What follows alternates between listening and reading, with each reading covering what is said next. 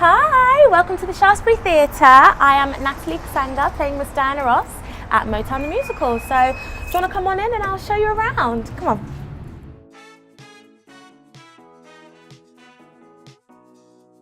So on the way up we have Mr. J. Perry's dressing room, who plays Mr. Berry Gordy. And here is my dressing room, where all the magic happens. Come on in. These are pretty much the majority of all the costumes that I wear throughout the show. There's about 20 different costumes that I change into.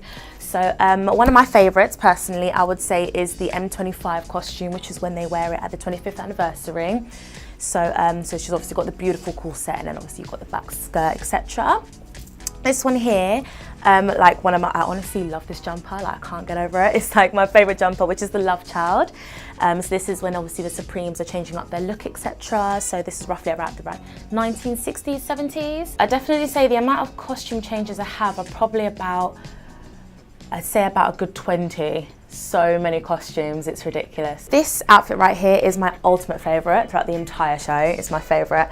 The amount of beads and sequins that contain within this dress, there's about God knows how many. I can't even imagine how many there is. It's an incredible experience, you know, playing an icon such as Diana Ross.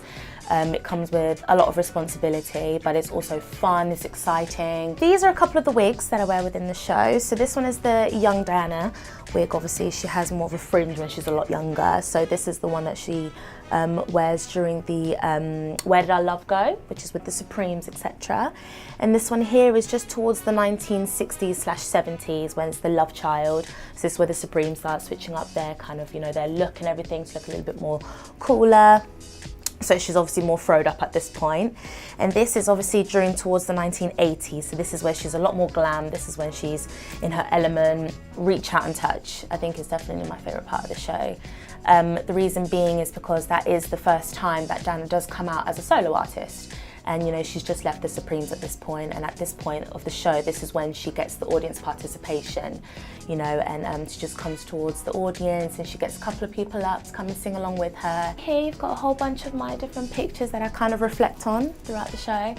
And obviously you've got a whole bunch of Diana looks here, which are so iconic, etc., which obviously reflects on the show. It's kind of like a little reflection when I'm having my downtime between two shows, or just before the moment I walk on stage. So kind of remember who I am and just stay humble and just remember, right, about to do this, remember who you're playing. The thing with Diana Ross, I'm still learning about her every time that I perform, every time I'm still doing the show. There's so many different things that I'm still learning. You know, I used to be a big fan of her when I was younger, and since being in the show, there's loads of different things that I knew about her mannerisms, her love life with Berry Gordy, you know, the things and the struggles that they used to have within the Supremes as a group. And obviously as she grew older, you know, her love for her fans is incredible. She loved every single person that would come to watch her show. She used to love getting people involved in singing, etc., no matter how shy or how confident they are, which I think reflects in the show at some point when it comes to Reach Out and Touch. So I think the fact that she's so humble, so elegant, and absolutely beautiful, I think it definitely just kind of reminds you of who you are playing and how incredible it is to play such an icon.